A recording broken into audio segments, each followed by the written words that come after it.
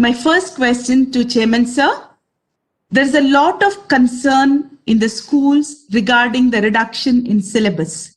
Though many assurances and circulars have been sent, if you could kindly throw more light on what and how schools need to bridge the gap of concepts that may have been deleted. Over to you, sir.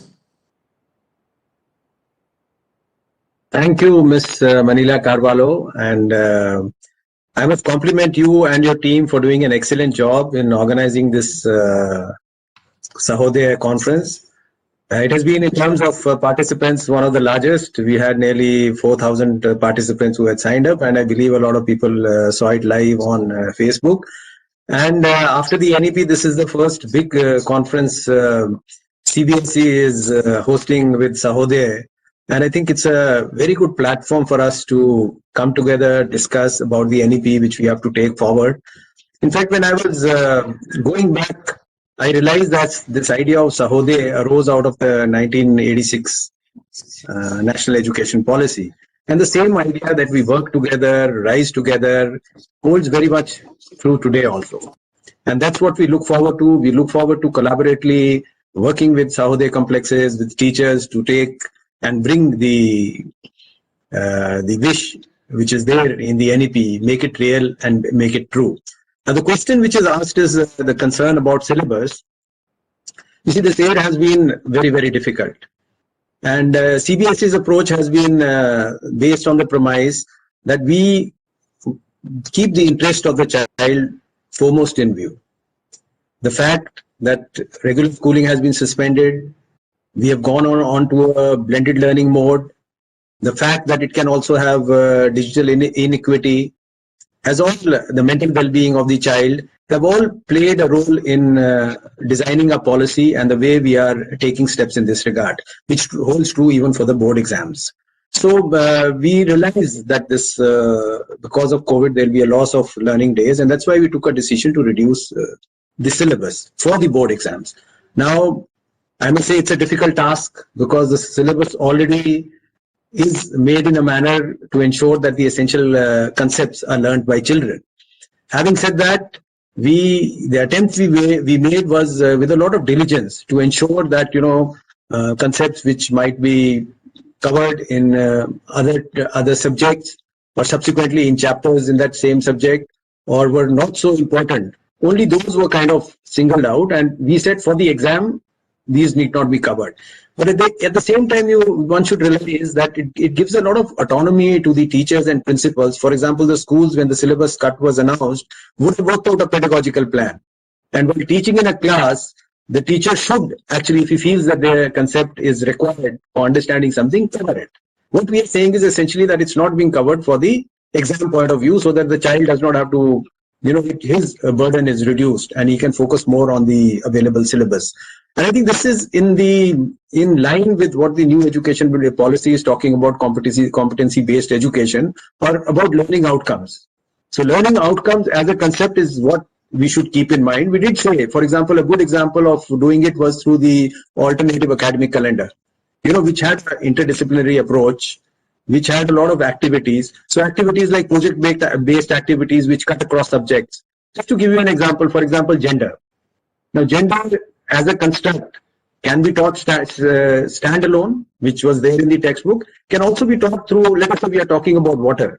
And let us say in rural areas, it is the woman of the house, if the water supply is not at her house, is the woman of the house who has to go and get water. Now, gender can be taught through that also, not in a direct method. And that's what the whole NEP talks about, and that's what our attempt has been. So I think I repeat again that the reduction is essentially for the purpose of what we are going to ask in the exams, but the autonomy is there with the teachers, you know, to have an interdisciplinary kind of learning, small concepts which they feel is essential, they should teach that in the class. So one should look at it again with a very silent approach, that this is not there, it doesn't have to be taught. I mean, education is a holistic issue. I mean, it's a knowledge is not in silos, knowledge is not in pieces. And I'm sure the teachers, when they're teaching, when they're realizing that these are the concepts we have to do, they are free to do that, or do it through projects, or maybe cover it through practicals. So I hope I have answered that question.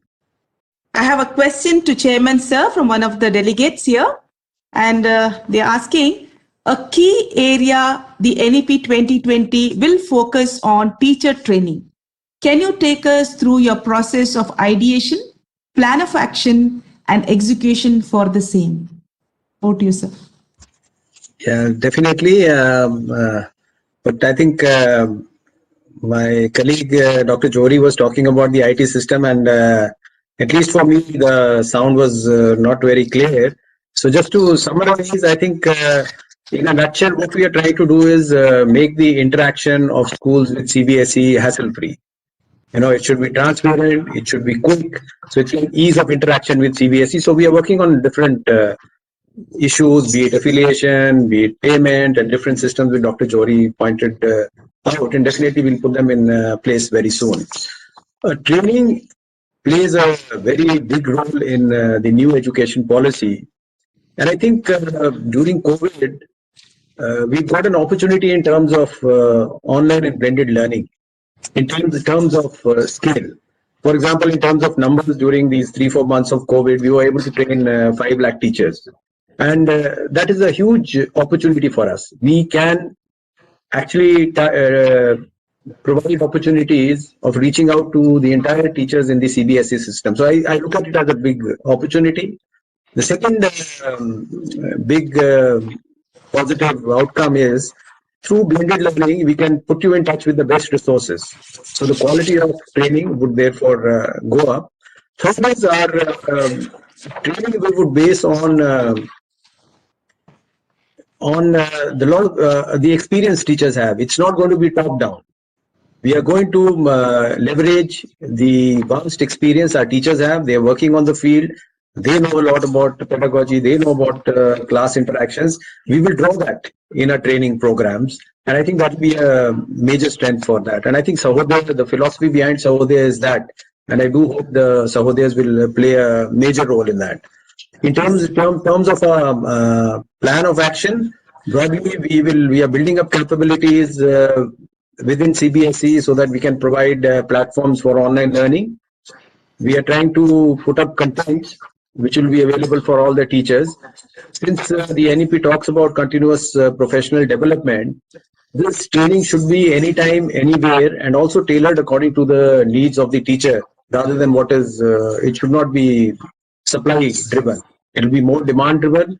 The teacher should have access to resources, and he can chart his own course and not be restricted by limited offerings which are there by CBSE.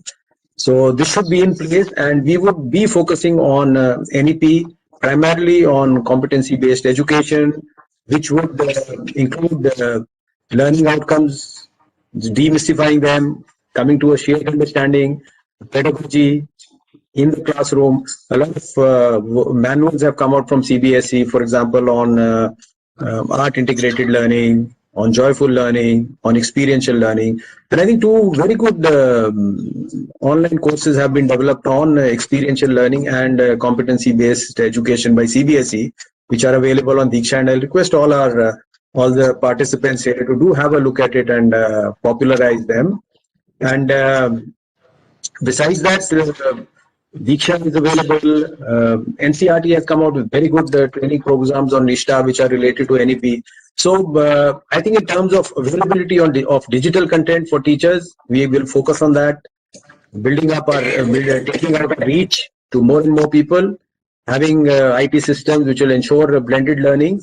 So these are the 4 or 5 major areas which we are focusing on.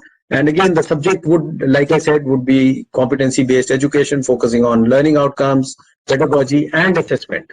There's a lot of talk. My colleagues talked about holistic progress report card, talking about formative assessment. So there's a lot of, and I'm sure the teachers over the years understand these things.